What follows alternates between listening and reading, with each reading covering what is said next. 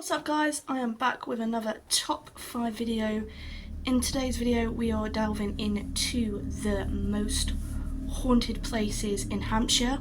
These are my personal top 5 and I'm going to be going into the history and the things that haunt these places. So hope you enjoy this video. Starting at number 5, the Groundlings Theatre in Portsmouth. This is said to have 9 ghosts haunt this place.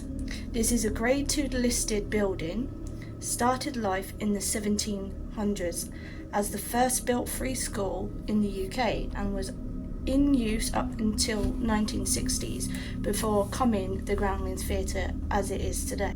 The theatre has now been certified as haunted and is now one of Portsmouth's most haunted buildings. Poltergeist activity is uncommon as objects are moved and even vanished, only to turn up later in different parts of the theatre. One particular room has a distinct smell of lavender, whilst cold spots and dark shadows are encountered throughout. Moving on to number 4, the Eclipse Inn in Winchester. It has been around since 1540 and over the years it's been a rectory, a private residence, an alehouse, and from the 19th century and onwards it has been an inn. It's also reputed to be very haunted. The most common reports of paranormal activity include the Grey Lady. This is alleged to be a spirit of Dame Alice Lisle, and she is a woman who was executed in 1685 in Winchester Marketplace for harbouring traitors during the Monmouth Rebellion. Alice spent her last evening alive in her upper story room of the Eclipse Inn, and it seems like she is now destined to spend her afterlife there too. Coming in at number 3 is Netley Abbey, Southampton. This now still stands in ruins, but it dates back to the medieval period. It was initially built in 1239 and then closed by Henry VIII in 1536 during the dissolution of the monasteries. The abbey was converted to residence by the Tudor politician William Paulet. It was abandoned in the 18th century and gradually went to ruin, with much of the stonework removed for building material. What is left of the abbey is now scheduled an ancient monument. The abbey is allegedly haunted by 2 different spirits. The first is a ghostly monk who appears as a white figure, and another who is described as a much darker figure. There is also a gruesome tale linked to the abbey involving a local builder named Walter Taylor, who was commissioned to demolish the church. The night before demolishing the church, Taylor had a dream that an arch from one of the windows fell on him. Brushing it off as just another nightmare, he started to work on the demolition, only for one of the window arches, albeit not the one in his dream, to fall on his head, fracturing his skull in process. He died a short time later from injuries. Some say that his restless spirit is also tied to this ruin. Coming in at number 2, I've been here myself before, Fort Widley, Portsmouth. It's just located a few miles from the city centre, and Fort Widley has been owned by the council since 1972, has a fascinating history, and it's still visited by people today. The fort was one of 5 built on top of Portsdown Hill between 1860 and 1868 to protect Portsmouth from possible French attack. The then Prime Minister ordered for the fort to be built as a Palmerston's Folly, a civil defence across the hill built in 1861 to defend the city from sea and land attack. The huge brick structure is surrounded by dry mount that features monitor batteries in a case and another tied to the enter. These are accessed from the fort's tunnels, which are said to be where most of the ghost sightings are reported.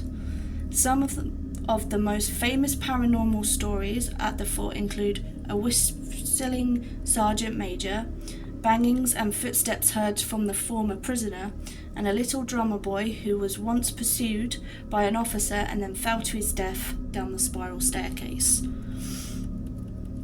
Ghost hunters also say they detect a large 7-foot tall male spirit who's been seen walking with a lantern peering over people. After this, the fort was used as a transit depot during the First World War and then was modified during the Second World War to provide more accommodation.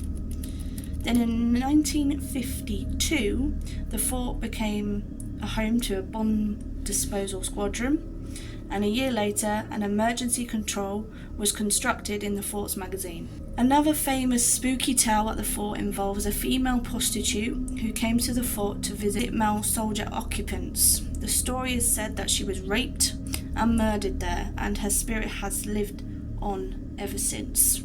Coming in at number 1, Wimmering Manor, Portsmouth. This is a Grade 2 building, which is the oldest in the city. The Manor House of Wimmering, a settlement mentioned in the Domesday Book of 1086. It was first recorded in 1042 when it was owned by King Edward the Confessor. After the Battle of Hastings, it became the property of King William the Conqueror until 1084.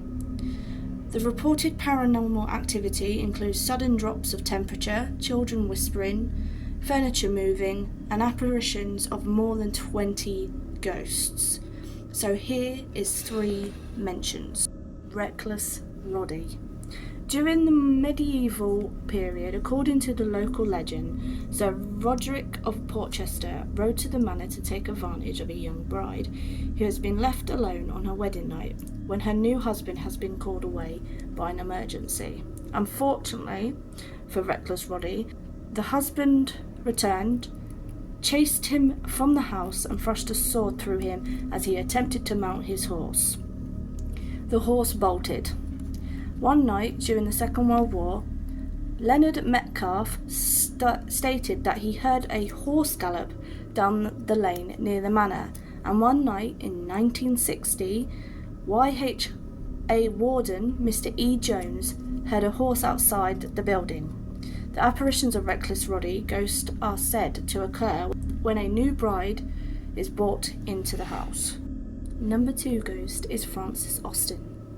The ghost of Sir Francis William Austen, brother of Jane Austen, and the former warden of adjacent St. Peter and St. Paul's Church, who is presumed to have visited the manor while it was served as a vicarage, has reportedly been sighted on numerous occasions and is said to have smiled at one of the staff. Ghost number 3, the Bloody Nun.